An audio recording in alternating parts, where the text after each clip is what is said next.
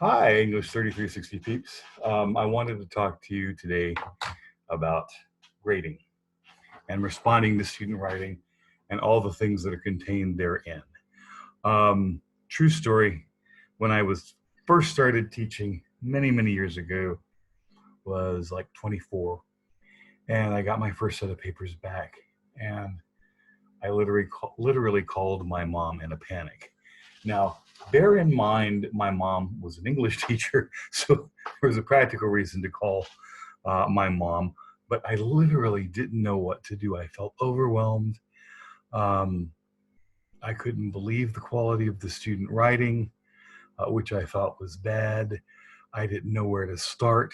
And she calmed me down and she said, "Look, what have you taught? What do you want students to learn? Their writing isn't going to be perfect. So I give you mom's advice. What do you want to teach? What have you covered in class? And what do you want them to learn?" So I've got a few points, things to think about in terms of responding to student writing. Some things that I want you to remember are very important. First is always respond with an eye toward helping students improve. That should be your goal. And I mention that because sometimes teachers are trying to justify their grades. Sometimes teachers worry about what parents are going to say. So the comments are really toward their parents. But always respond with trying to help your students do better next time. If it's really good, help them move the ball down the road a little bit. If it needs a lot of work, help them find one thing they can really manage and then get better. Be consistent. It's the only way to be fair. And I cannot emphasize this enough. Every student, when you get their paper in front of you, should be treated like every other student. That doesn't mean you shouldn't know how they're doing. Doesn't mean you shouldn't be aware of their development. You should be aware of those things. But to be consistent, to treat each student pretty much the same way is the only way to be fair. Now, there's some problems with that because some students are going to be better at writing. Some students are going to be uh, less strong. Some students are going to have parents that spend a great deal of time with them. Some students are going to have parents who are just overwhelmed with working two jobs and keeping bread on the table, and they aren't able to spend the amount of time. And you can't fix their lives. You can help them with their writing, but really you've got to treat them each the same way. Then when you begin reading what they write, remember what Bomer says. Actually listen to what the student's trying to say. Yeah, you've got what's on the page, but sometimes they've got great thoughts that are trying to come out. You need to be aware of what the students are trying to say. Your first response, because it's the response you've probably been conditioned to by your own teachers, is to mark grammar. Don't do that. Sometimes it's hard not to. Sometimes you've got to like sit on your hands or something. But respond to content first.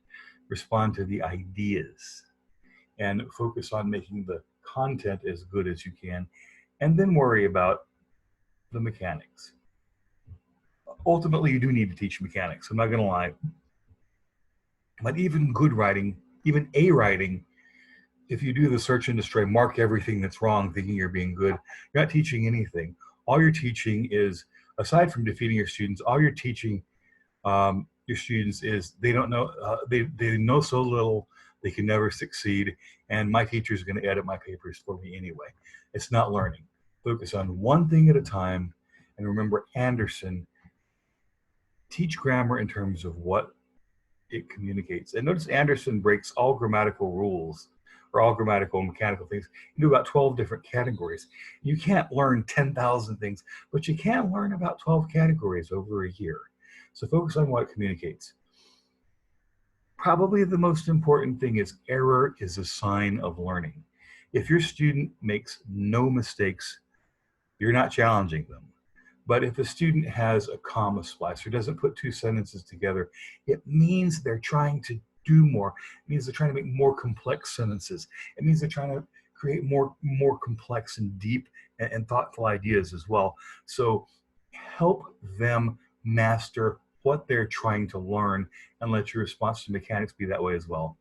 And if you get a paper that's awful, and you will, if you get a bunch of papers that are awful, look in the mirror hard before you respond to that writing. Now, sometimes, very rarely, students will just not do what you tell them.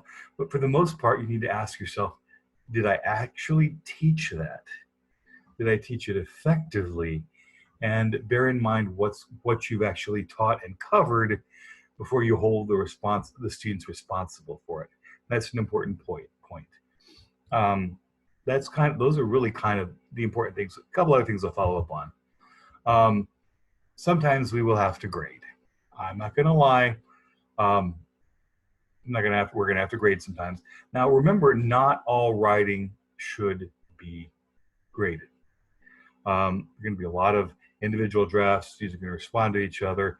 They may ask you for feedback, but ultimately we do have to, at some point, put some stamp on it. What do grades mean? And this is the traditional grade scale as well. And